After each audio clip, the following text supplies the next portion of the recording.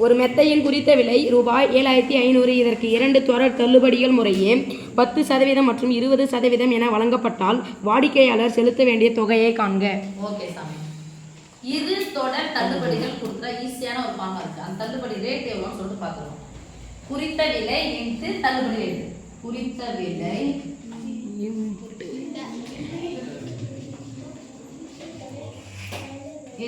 எவ்வளவு தள்ளுபடி பண்ணிட்டாங்க? இரு தொடர் தள்ளுபடி. ஃபர்ஸ்ட் இரு தொடர் தள்ளுபடி என்னன்னா அந்த ஃபார்முலா தான் பண்றோம்.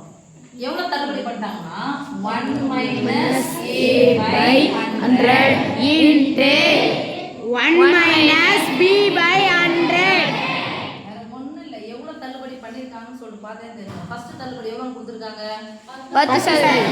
அப்ப 10% குறைச்சிட்டாங்க. தள்ளுபடி பண்ணாங்க அப்படினா கழிக்கும். அப்ப 100ல 10 ரூபாய் போச்சுனா எவ்வளவு பை வித்துருப்பாங்க? 90 ரூபாய்.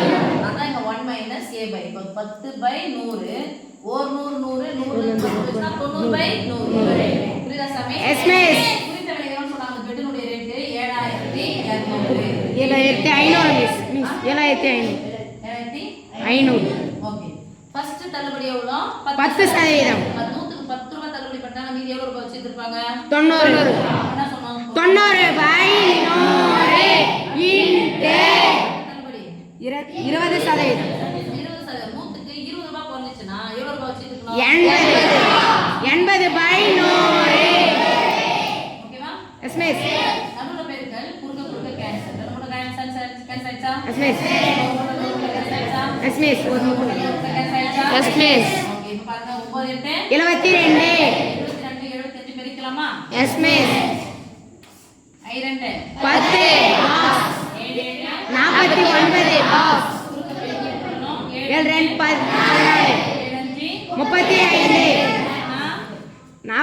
49. நானே சொல்லிடணும். எவ்வளவு? 49. கடைசில 0 10க்கு 0 மீதி 1 51 50 54 ரூபாய் 5400. கடைக்கு போறீங்க, பெட்டினுடைய ரேட் கேக்குறாங்க. நீங்க என்ன பண்றீங்க? என்னங்க இவ்வளவு வேலை சொல்றீங்க, குறைச்சு கொடுங்கன்னு கேக்குறாங்க. ஃபர்ஸ்ட் என்ன சொல்லுவாங்க? சரிங்க ஒரு 10% குறைச்சிக்கலாம் அப்படின்னு சொல்லிட்டு சொல்றாங்க. அப்ப 10% இல்லைங்க அதெல்லாம் கட்டுப்படி ஆகாது அப்படின்னு சொல்லிட்டு கேக்குறீங்க. உடனே என்ன பண்ணலாம்? சரிங்க ஒரு 20% குறைச்சிக்கலாம் சொல்றாங்க. முன்னாடி சொன்ன 10 பின்னாடி சொன்ன 20 சொல்லிட்டு 30 போட்டக்கூடாது. நிகரான தள்ளுபடி வேற. சரியா? ஃபர்ஸ்ட் எவ்வளவு குறைச்சாங்க? 10 ரூபாய் குறைச்சாங்கல்ல, அந்த 10 ரூபாய்க்கு எவ்வளவு வந்துச்சோ வேலை, அதுக்கு தான் நீங்க 20% போட்டு கொடுக்கணும். அவங்க என்ன பண்ணுவாங்க? திருப்பி இது பண்ணும்போது அதில் குறைச்சி ஃபர்ஸ்ட் 5% குறைக்கிறோம், அதுக்கப்புறம் ஒரு 5% குறைக்கணும். 10 போடக்கூடாது. 5% குறைச்சா 100க்கு 5 ரூபாய் குறைச்சா எவ்வளவு ரேட் வருதோ அந்த ரேட்டு தான் என்ன பண்ணலாம்? 5% குறைக்கும். அப்படி போட்டால் தான் நமக்கு பெனிஃபிட். சரியா சாமி? ஓகே சாமி.